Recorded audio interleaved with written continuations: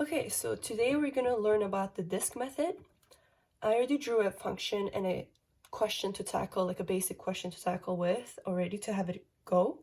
So what we're going to do, we already know how to find the areas of a function, right? So if you try to find the area of this, you can say, well, if I say it's bounded by 2 and 0, I can just write the function and solve it from here, right? But in this method instead, we're going to find the volume of the function. So how do we do that? By rotating it around the x-axis. So if we try to visualize that, it's going to go like this. And then just visualize it in 3D. If you hold this from here and just like rotate it, you're gonna have this cone looking shape, right? In areas, we learned Riemann Sum. So why don't I use Riemann Sum to find this? To understand, we can use that. So in areas, we said, well, if I draw little rectangles over here and add them up, I can get an approximate area of the function. Well, if you hold this function and rotate it, these rectangles also rotate. You can have these also rotating. Well, then maybe you realize you're gonna have kind of like this shape where it's like a cylindrical shape. We're gonna have something like this, right? Well, you can say, okay, I have this shape. What do I do with it? You can find the volume of this. You can use pi r squared equation, right? Well, what's my r? Well, you can say for this one, I can say here is my r. Well, if you look at the function, your r, you can say it's right over here, right? So it would be your function. So my r is x squared. So if you try to plug this back in, you're gonna have pi x squared, and then don't forget the square again, square. So that's how we find the volume. But in the questions, let's try to tackle this question. I'm just gonna put this in a little box just so you can refer to it. Okay, so let's try to tackle that. It's gonna be we're gonna plug the exact same thing into here. So it says rotate the function y equals x squared around x-axis bounded by x equals 0 and x equals 2. We already did that. We already showed x equals 2 and x equals 0. Now we can use our definite integrals once again. So it's bounded by 2 and 0. What you're gonna do is you're gonna plug this equation right here. So I can say pi x squared times dx, and just solve it from here. This is a constant. You can just pull it out, right? And then you're gonna have 2 and 0 bounded by 2 and 0. And what's x squared to the squared? That's gonna be x to the 4th times dx. Now I can use my theorem f2 antiderivative of 2 minus f0 in order to find here, in order to take it out of the integral. Now I can say, well, my pi is still there. I can put a big bracket. What happens if I plug in 2 to my function?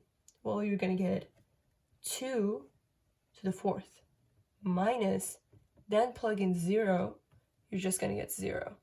Well, you can put 4th, but it doesn't really matter. So your final answer would be 16 pi. So these are the easy questions, just to get a basic idea.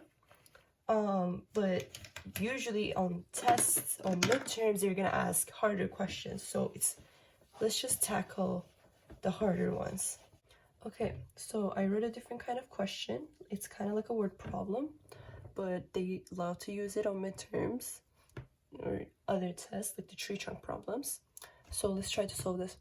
A tree trunk is 2.5 millimeters high. Its radius at height x is r equals 2 to the e to the minus x meters, and find its volume.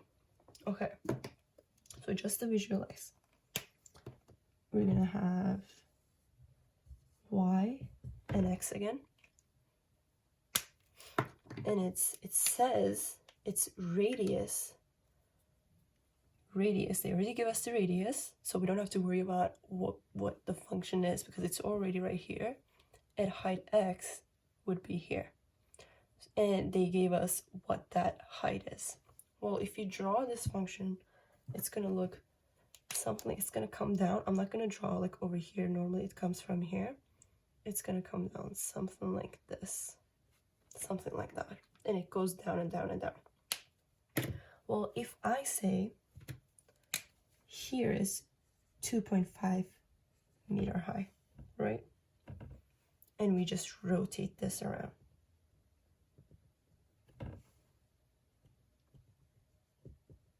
It's gonna look something like that.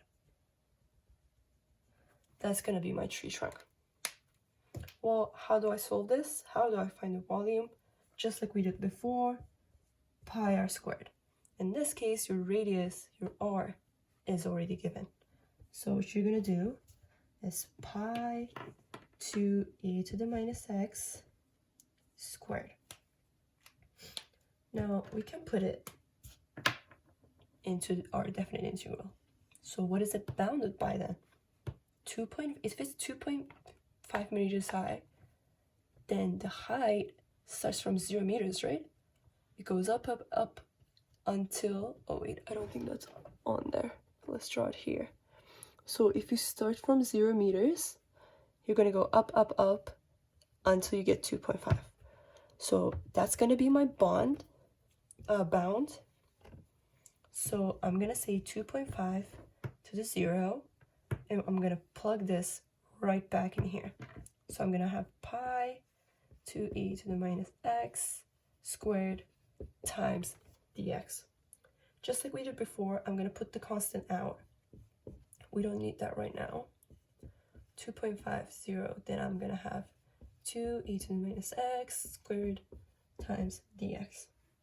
Now, if we put this out of the squared, then I'm gonna have, what I'm gonna have is 2 to the squared is 4.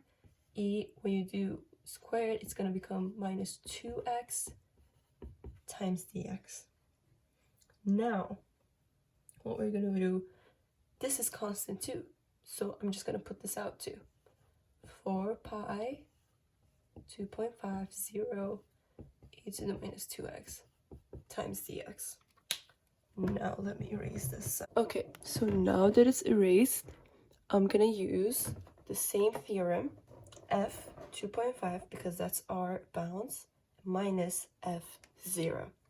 So what I'm gonna do is just solve it, but I'm just gonna do integral for now. Keep that in mind, always check it. I'm gonna have e to the minus 2x times dx. Well, how do I take this out? I can do minus 1 over 2 e to the minus 2x, because this stays the same whenever you take the e out. Well, I took it out already. Now I need to combine it with our 4 pi.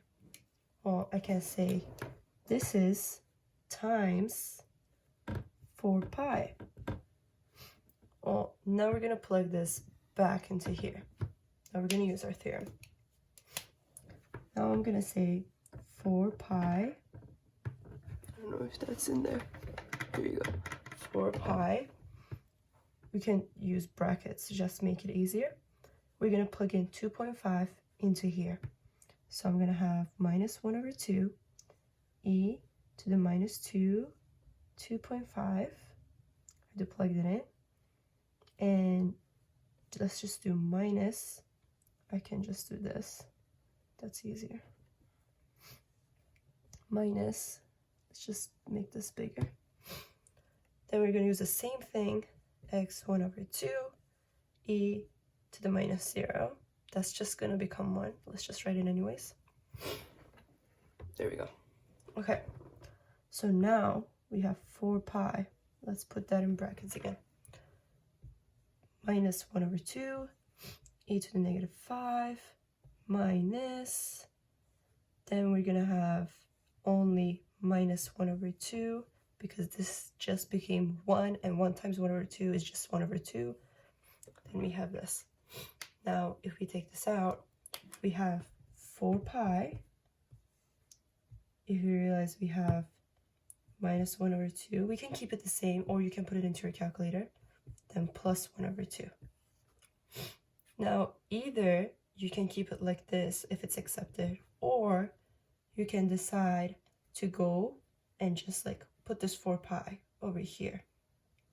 If I do 4 times minus 1 over 2, it's just going to be 4 over 2, right? And what is 4 over 2? It's just 2. So you can basically say minus 2 pi e to the negative 5 plus, same thing, what is 4 over 2 is just 2, and then pi, that's going to be 2 pi. And that's going to be your answer.